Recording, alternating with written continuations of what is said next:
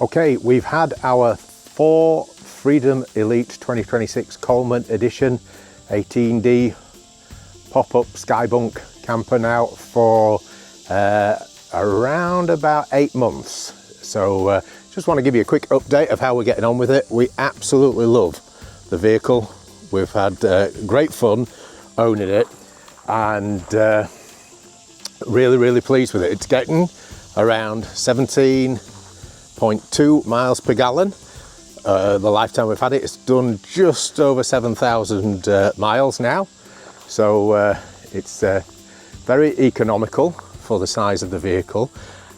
We really have enjoyed it a great deal. However, I must admit we haven't used it for camping as much as we hoped we would, because my wife Jane unfortunately had a foot operation back in February, and that kind of put her out of action for about 6 months. So we've only used it a handful of times to go camping, but we did really enjoy it. In the meantime, I've used it an awful lot for the work that I do. I do kitchens and bathrooms, and I DJ as well. So one of the things that I added when we first got it was this pull-out tray at the back, which all my disco equipment fits on there, and the tools that I need for doing my work fit on there. And I can also get all the larger items, if I'm doing a bathroom or a kitchen, the clean box stuff like the shower enclosures, the toilets, all fit very comfortably in the back of the van, but keep it clean and don't destroy it. So that's very important as well. Good morning on a bright and sunny day in Atlanta, Georgia. I've been to Home Depot and put the truck to good work. There's the bathroom that's going to be going in. There's the tub. I've got my shop vac in there as well, and show you through the back doors, loading. And it's worth mentioning, all this is clean and tidy stuff, so I'm not making the van any messy. I've got some plywood that's going to be flooring up the top. I've got some 2x4s. I've got the shower walls. I've got the tools that I need for the job. The van is fully loaded.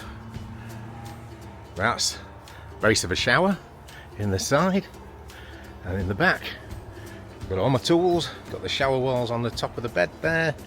There's a new toilet's going into this house, so it's paying for itself. Another day, another dollar earned with the van. Today it's carrying the disco equipment.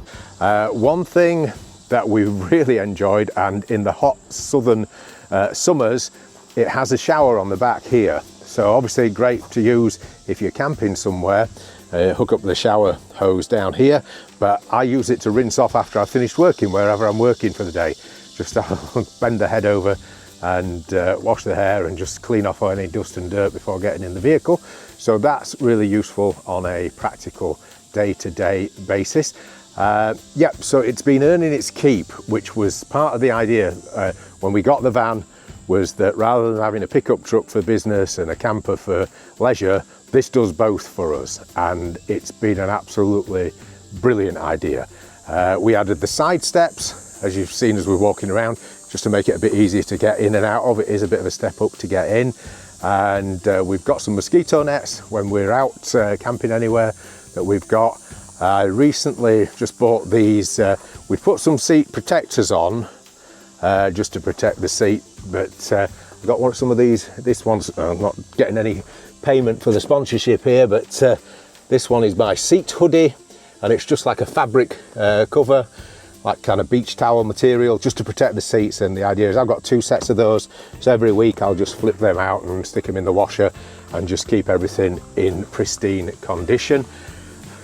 As you can see, it's as new. There is another video on our channel that you can see when we first got it, that will go through the features and the details and what have you. A couple of things just to mention that we've noticed while we've had it.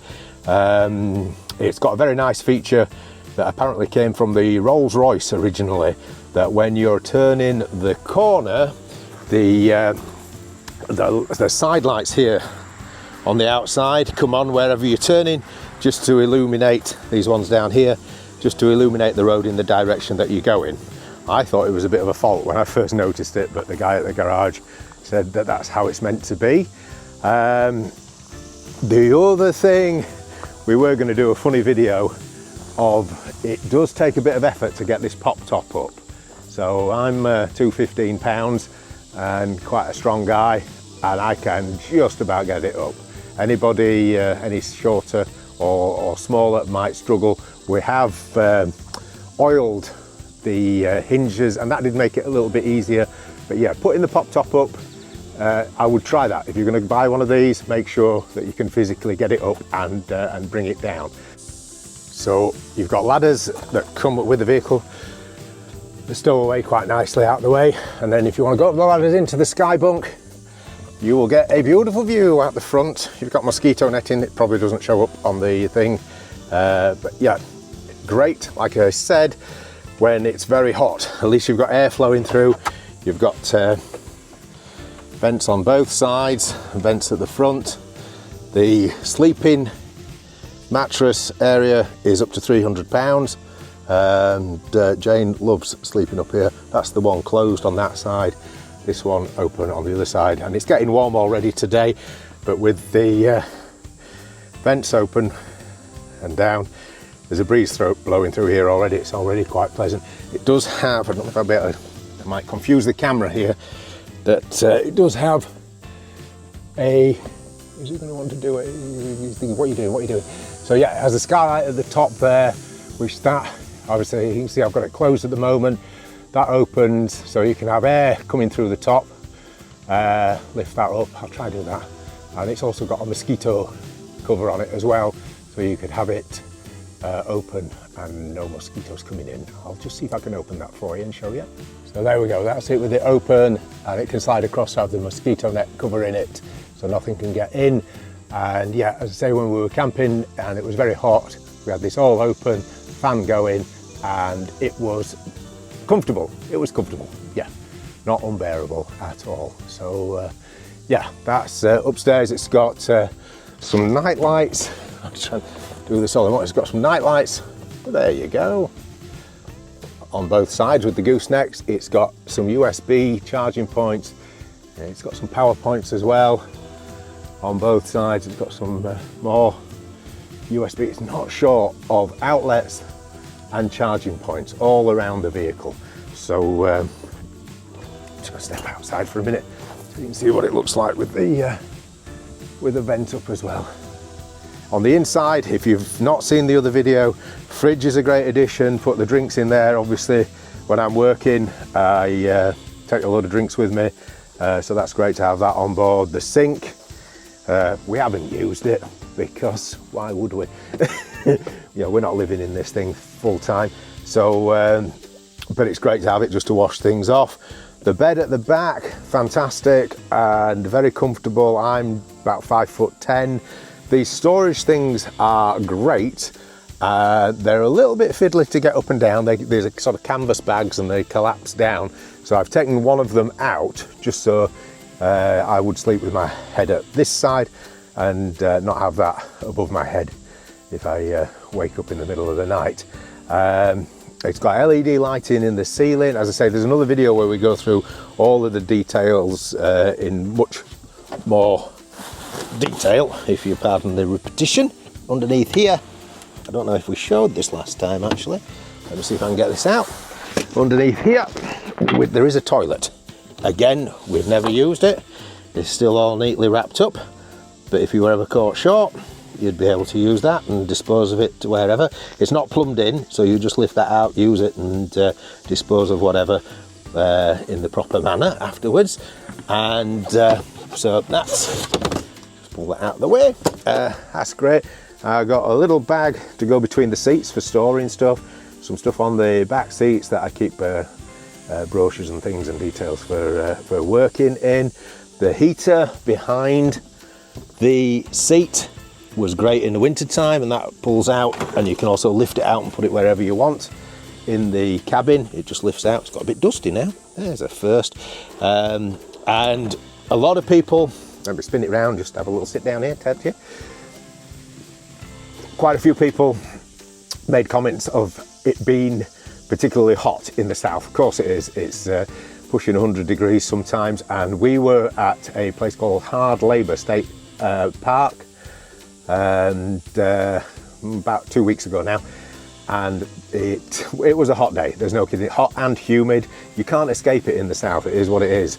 and we bought one of the Ego fans and just had that going, a couple of batteries, and that ran all night with the air circulating, with the pop top up, then the side vents open on the sky bunk.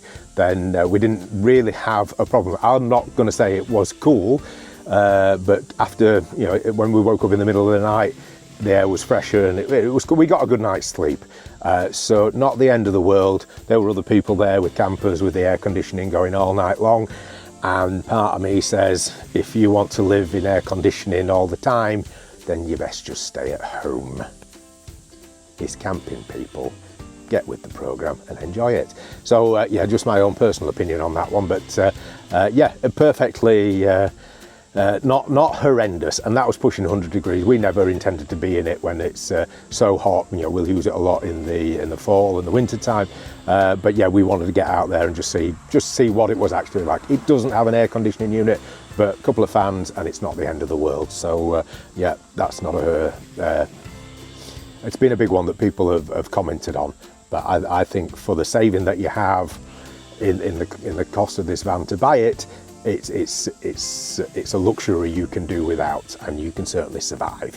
If you were going camping, if you're coming in from the end of, if you're coming in from the end of, I want my house on wheels, you're going to need air conditioning. If you're coming in from the position of, I like camping, I like being in the outdoors, well, then you can get by without air conditioning. Generations have.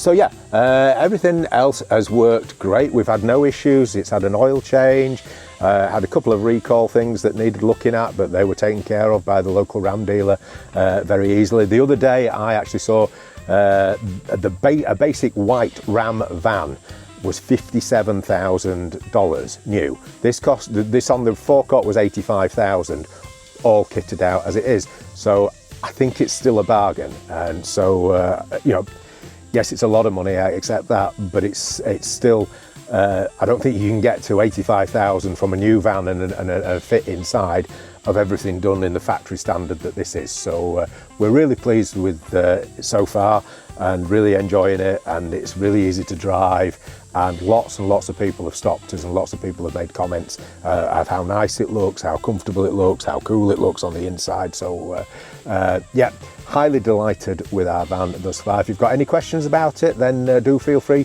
drop us a line, drop us a comment, please like and subscribe, and we'll do more videos if there's any other issues you'd like us to cover. One question I have, somebody mentioned, I'm going to flick this round, point of discussion, that obviously it's a pretty loaded van, and you do have a tow mode here. So are people driving it in the towing mode because it's carrying weight all the time? Are people using it in the towing mode? Does it make a difference? Would it affect the engine? From what I can gather online, it makes very little difference. I've been driving it in the ordinary mode, so not had an issue with it, not having an issue with it struggling or anything like that. So if anybody's got any experience of that, or any advice for or against using towing mode or driving it in ordinary, please do feel free to drop a comment and let us know. I think I've covered everything I wanted to cover there. It's a great van. It's a great van, and works perfect for our needs. So yeah, we're enjoying the open road. One final thought, it's actually smaller than some of these big SUVs. But for the hitch, I've parked level with the back of what is next to me, which is a Wagoneer. I just want to say, if you're driving one of those, it's actually longer than what we're driving. That's the Wagoneer.